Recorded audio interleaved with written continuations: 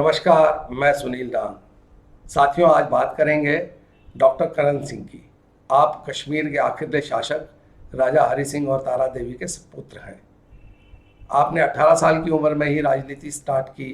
पहले आप रीजेंट बने, बाद में सदर रियासत इलेक्टेड और फिर गवर्नर।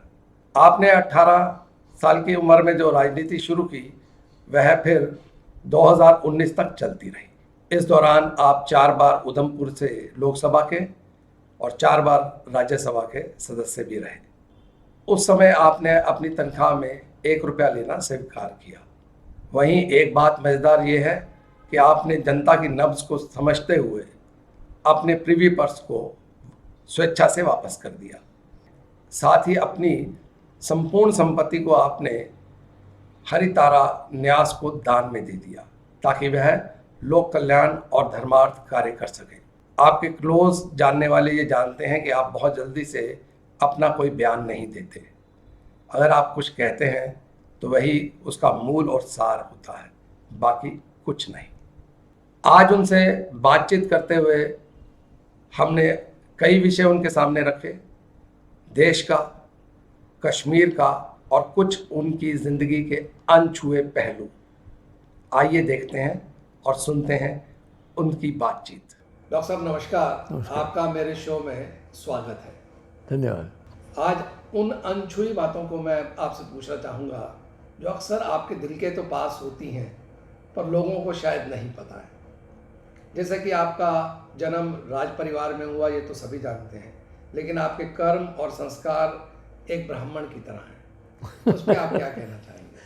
अब इस पर क्या कह सकता हूँ मैं। ऐसा है कि राज परिवार में भी बड़े बड़े विद्वान लोग हुए। जैसे राजा जनक हैं, वो राज ऋषि है, वो हमारे आदर्श हैं, क्योंकि राजा होते हुए भी वो ऋषि थे। मैं तो ऋषि नहीं हूँ, मुझे संस्कृति में रुचि अवश्य है। जो आप कह रहे हो ब्राह्मण का मैं निभा रहा हूँ, वो बचपन से मेरे साथ चली आ रही है, 20 साल की उम्र से। तो वो मेरे जीवन का एक अंग बन गया है। तो जो आप बता रहे हैं वो राजनीति के साथ साथ वो जो सांस्कृतिक धरोहर है वो भी मेरे साथ चलती रही। डॉक्टर साहब, आपने लगभग 20 किताबें अपनी ज़िंदगी में लिखी। उसमें एक किताब थी हिंदुज़म। आपके हिंदुज़म और आज के हिंदुत्व में क्या फ़र्क है? देखिए, बड़ा गंभीर सवाल है आपका। जो हिंदुइज़्म मैं लिखता हूँ वो है वेदांत, उपनिषद की जो शिक्षाएं हैं, जो मैं समझता हूँ चरम सीमा है हमारे धर्म की।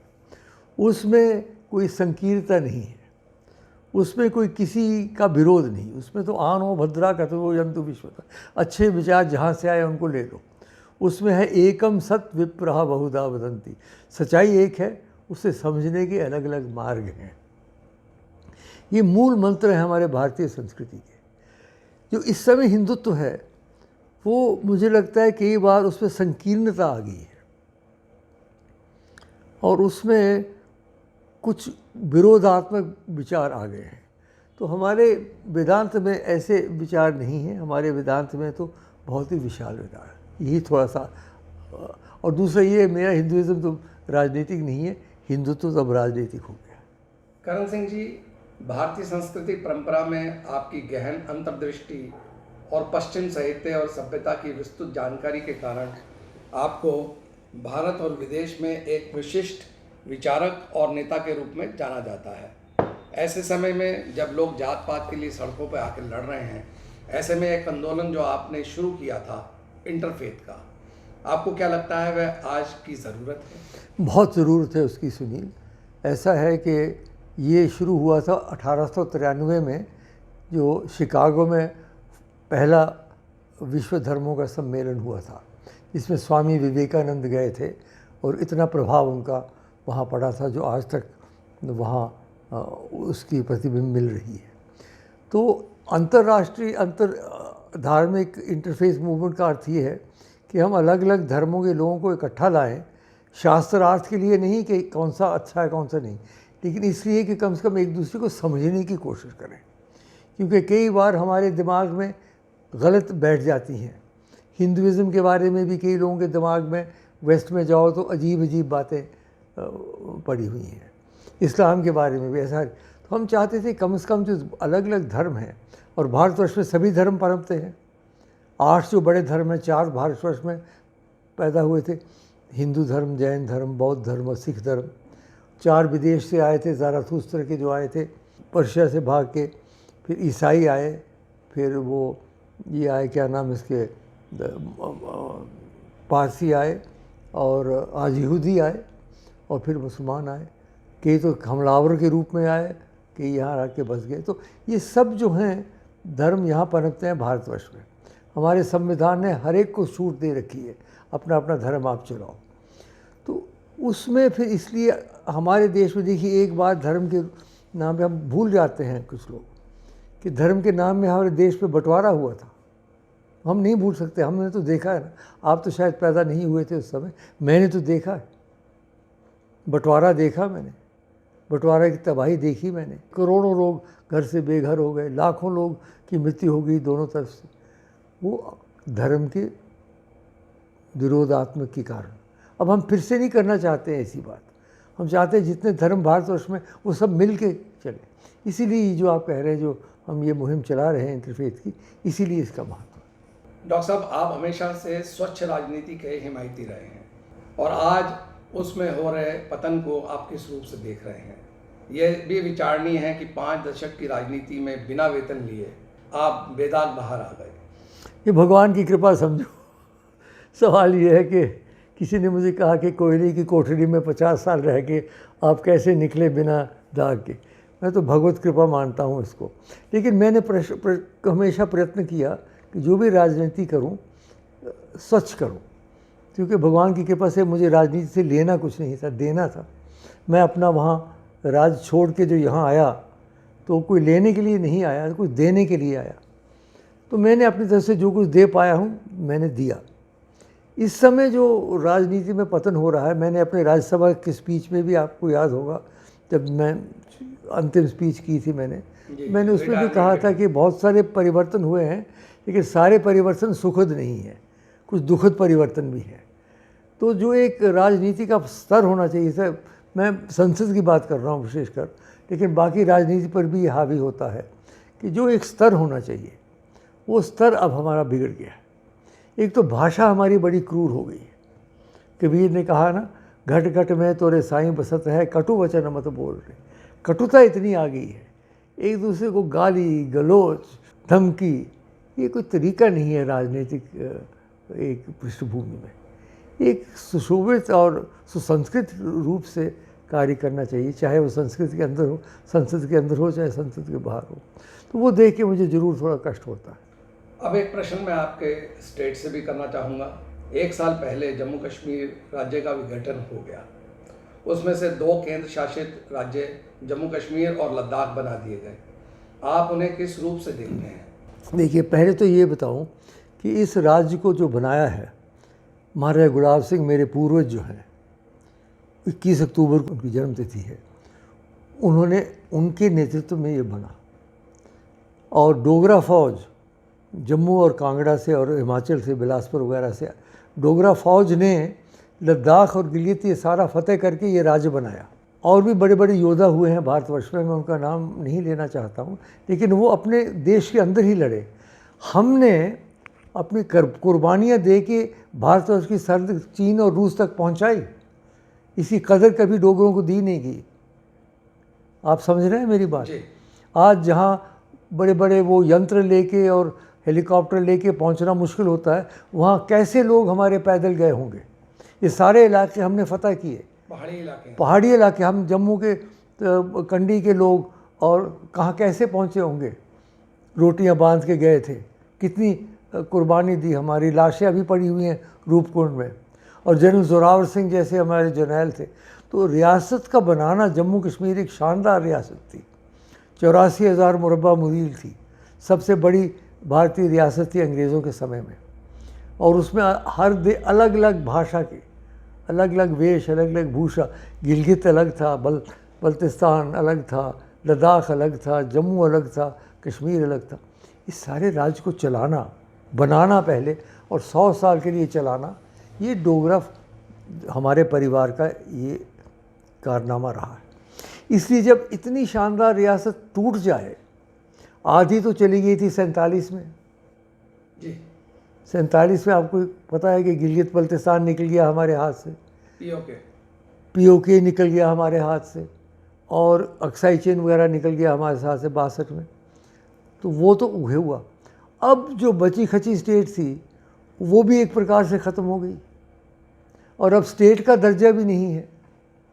अब स्टेट को उसको ढला के अब उसको यूनियन टेरिटरी का दर्जा दे दिया गया है।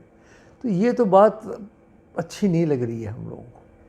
कम से कम स्टेट तो रखनी चाहिए, जो स्टेट हमारे पूर्वजों ने बनाई है, तो उसको स्टेट का आप हमें, हमारे तो पहले कहते थे हम मुकुट हैं भारतवर्ष के, हम आपको विशेष स्थान दे रहे हैं, 72 साल तक आप विशेष स्थान दे रहे हैं, मुकुट है। और फिर अब विशेष स्थान तो छोड़ो, जो दूसरों का स्थान है वो भी नहीं है, हरियाणा और हिमाचल से भी हम नीचे आ गए। तो सुनील, ये तो बात बनी नहीं।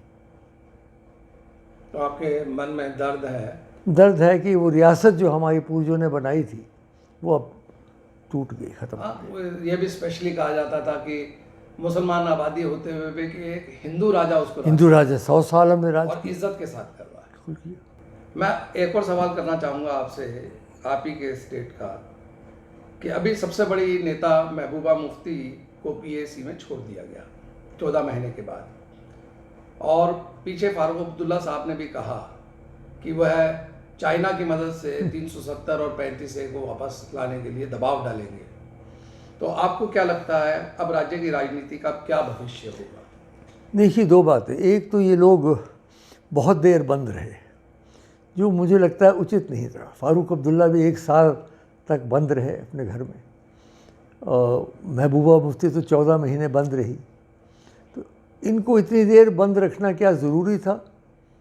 क्योंकि अक्सर ये चीफ मिनिस्टर रह चुके थे, और महबूबा मुफ्ती के साथ तो 2.5 साल बीजेपी ने सरकार चलाई। सुनी, 2.5 साल सरकार चुनाई, आप भूल रहे हैं वो। उस वक्त वो एलाइज थे, एकदम दुश्मन हो गए।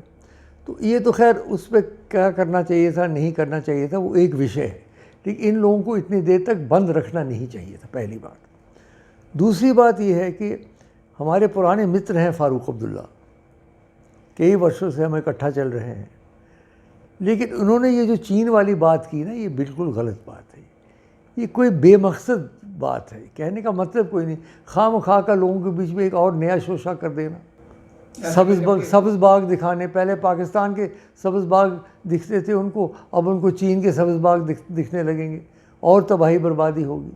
तो ऐसी बात करनी नहीं चाहिए। उन तो बड़े, वो बुज़ुर्ग हो गए हैं, वो भी अब बड़े समझदार हैं, तो थोड़ा सा उनमें कुछ एक आदत है कुछ बातें ऐसी करने की। लेकिन मैं एक मित्र होने के नाते उन्हें ये राय दूंगा कि इस प्रकार की बातें न करें मेहरबानी करके। तो बिल्कुल ही गलत बात है, कोई भी इसको मानने को तैयार नहीं होगा, बल्कि उनकी परिस्थिति जो है और ख़राब हो जाएगी।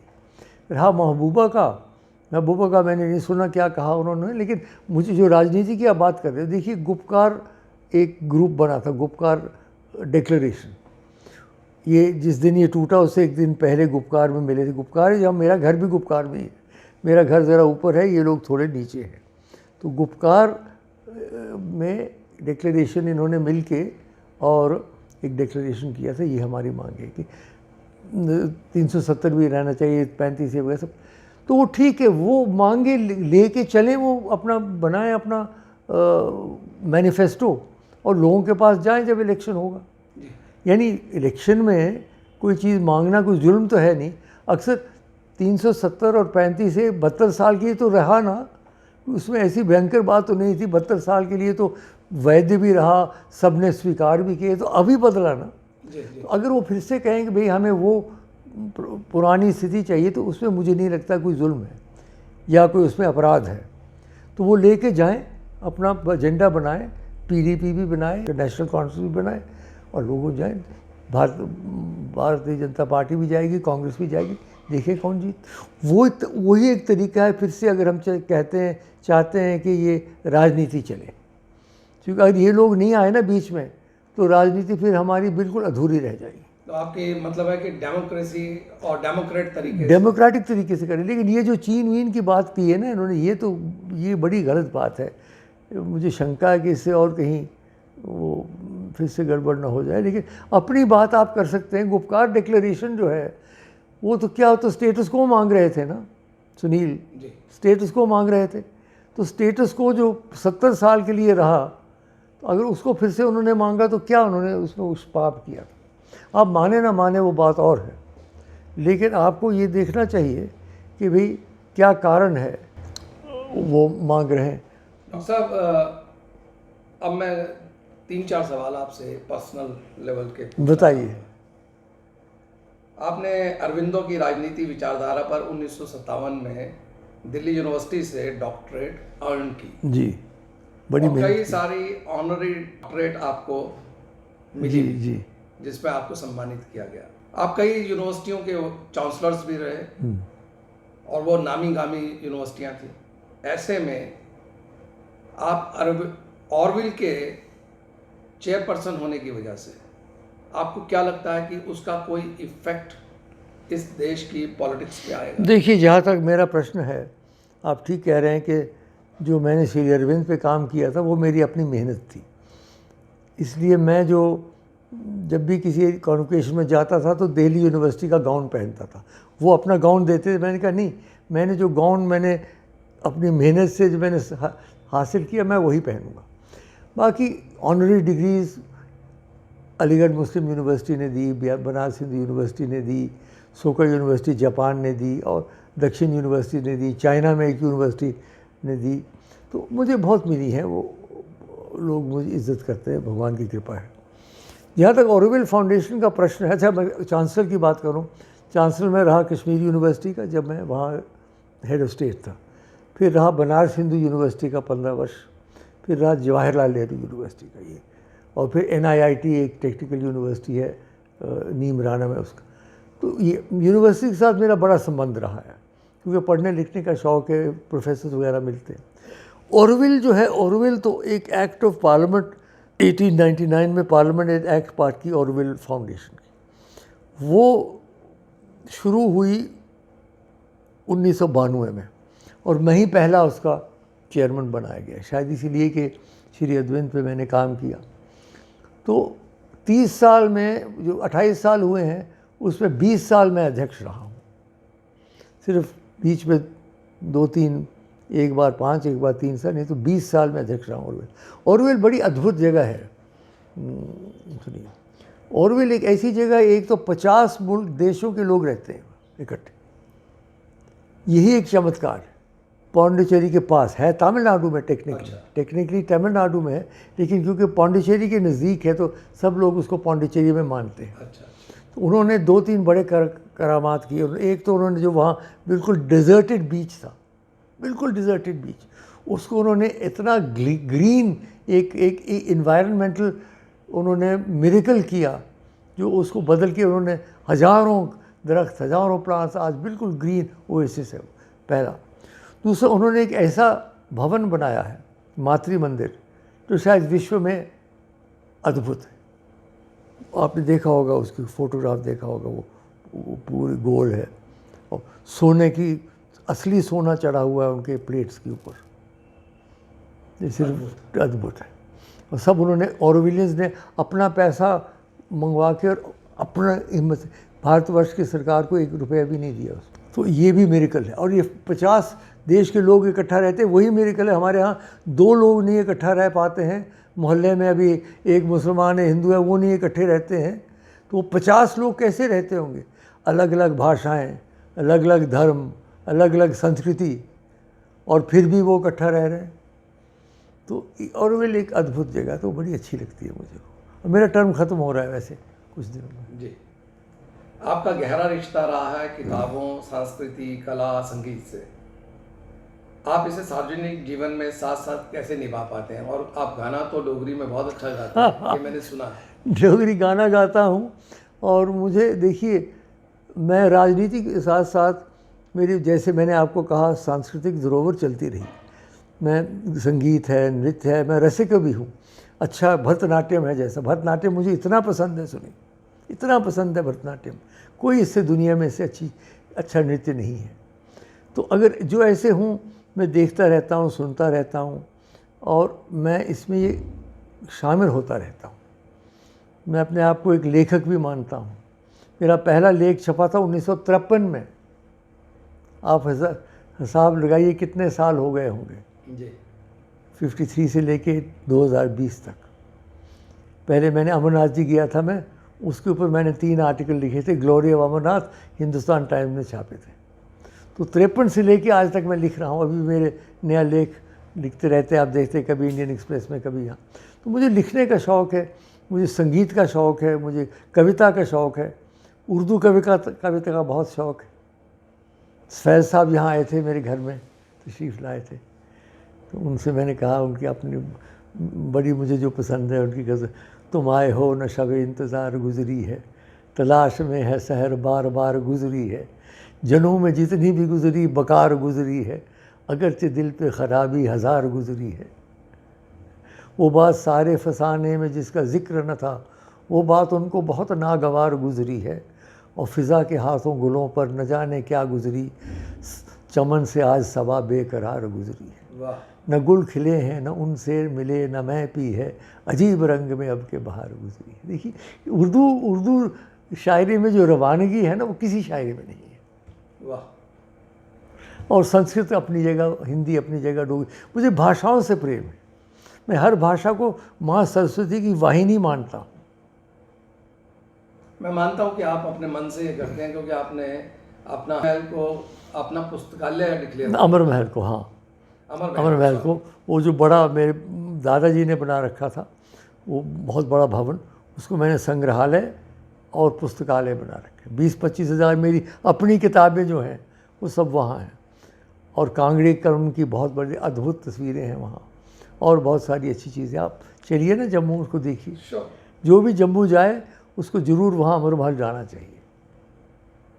एक मज़ेदार प्रश्न मेरे दिमाग में आ रहा था, बताइए। ये आपसे बिल्कुल जुड़ा हुआ है। आप जिन जिन राज्यों में और देशों में रहे और उनसे आपके आत्मिक संबंध रहे जी, इस समय सभी चर्चा में है। जैसे जम्मू कश्मीर पाकिस्तान की वजह से, लद्दाख चीन की वजह से, आपका ससुराल नेपाल काला पानी की वजह से, और अंतिम जहाँ पर आपका पेरिस में जन्म हुआ वह राफेल की वजह से। तो आप उस पर क्या अपना टिप्पणी देना चाहेंगे? क्या बताऊँ, ये ग्रह दशा ऐसी चल रही है। वास्तव में आपने जो ये निकाले बड़े अद्भुत हैं, इसमें कोई शक नहीं कि ये सारी हमारी पुरानी रियासत जो है उससे बहुत झगड़े चल रहे हैं। पाकिस्तान से चल रहा है, चीन भी उसी से चल रहा है, नेपाल का भी एक तरीके से, क्योंकि हमने जब ये यूनियन टेरिटरी बनाई तो हमने जो नया नक्शा निकाला ना, उसी से नेपाल के साथ भी शुरू हो गई। तो क्या बताएं, ऐसा कोई ग्रह दशा। सॉल्यूशन है? ओहो, सोल्यूशन तो अब क्या बताऊं, सोल्यूशन की बात तो अभी नहीं कर सकता हूं मैं, लेकिन कोई ना कोई सोल्यूशन निकालना तो पड़ेगा। कब तक चलते रहेंगे ऐसे। और फ्रांस तो खैर मेरा जन्म स्थान है, 6 हफ्ते रहा था मैं वहाँ, लेकिन फिर भी जन्म स्थान का एक महत्व रहता है, एक जन्म स्थान का महत्व रहता है। तो वहाँ भी खैर आप ठीक कह रहे हैं। ये अच्छे का प्रश्न आपने निकाला, मैं मानता हूँ। ठीक। डॉक्टर साहब, आप आने वाले 9 मार्च को 2021 में 90 साल के हो जाएंगे। शिवजी महाराज की कृपा। तो अब आने वाले समय में आप अपने आप को किस रोल में देखना चाहेंगे? देखिए, रोल तो हमने ऑलरेडी इतने किए हैं सुनील, कि अब क्या रोल करेंगे हम। कोई नया रोल? रोल यही है कि हम कुछ पढ़े लिखें, कुछ लोगों को अपनी तरफ से अच्छे विचार दें, और क्या कर सकते हैं। वो तो हम करते रहेंगे, हम लिखते रहेंगे, बोलते रहेंगे। यानी आप एक्टिव रहेंगे? एक्टिव रहूँगा, लोगों के लिए? इंटेलेक्चुअली एक्टिव रहूँगा, भगवान की कृपा अगर रही तो इंटेलेक्चुअली एक्टिव रहूँगा, लोक हित के लिए, जनहित के लिए। अपना तो मुझे रोल अब क्या प्ले करना है, बहुत कर लिया भगवान की दया से, कोई ऐसी बात नहीं। अब इस वक्त कोई आकांक्षा भी ऐसी नहीं है मुझे कि नया रोल प्ले करूं। लेकिन यही रोल महत्वपूर्ण है, यही रोल महत्वपूर्ण है कि कम से कम समझदारी की कोई बात करे, कोई अक्लमंदी की बात करे, कोई सहानुभूति की बात करे, कोई प्रेम की बात करे, कोई सहयोग की बात करे, विघटन की बातें ना हो केवल। कम से कम ऐसी ही, कम से कम कोई व्यक्ति होना चाहिए कि जो बोले। या जो लिखे। यही करूँगा अब, जब तक शिव जी महाराज की कृपा है जी, तब तक चल रहे हैं। अब क्या बताएं हम, वो महाकालेश्वर हैं, जब तक वो कहेंगे तो मैं चलता रहूँगा। जिस दिन वो कहेंगे कि हमने कौन सा भी, हम भी तैयार बैठे हैं, तो चले पड़े, ऐसी बात नहीं। अपना शौक समाप्त करने से पहले मैं चाहूँगा एक आप कोई संस्कृत में ऐसा श्लोक कल्याण के लिए, देश के कल्याण के लिए, लोगों के कल्याण के लिए आप कहें। शिव जी का एक ध्यान दूंगा। ध्यायेत नित्यम महेशम रजतगिरिनिभं चारुचंद्रावतंसं रत्नाकल्पोज्ज्वलांगं परशुमिगवरा भीतिहस्तं प्रसन्नं पद्मासीनं समन्तात् सुतममृगणैः व्याघ्रकृतिं वसानं विश्वाद्यं विश्ववन्द्यं निखिलभयहरं पंचभक्तं त्रिनेत्रम। जय हो। धन्यवाद। डॉक्टर साहब आपका बहुत बहुत शुक्रिया। अभी आपने सुना डॉक्टर करण सिंह को, उनकी बेबाक बात को। देखने में जो समस्याएं साधारण लगती हैं वह वैसी है नहीं। अगर वक्त रहते हम नहीं चेते तो ये समस्याएं विकराल रूप ले लेंगी। आपको मेरा डॉक्टर करण सिंह एपिसोड कैसा लगा? लाइक कीजिएगा, कमेंट कीजिएगा, शेयर कीजिएगा, सब्सक्राइब कीजिएगा और बेल आइकॉन दबाना ना भूलें, ताकि YouTube आपको मेरे आने वाले सभी एपिसोड के बारे में जानकारी देते रहें। नमस्कार।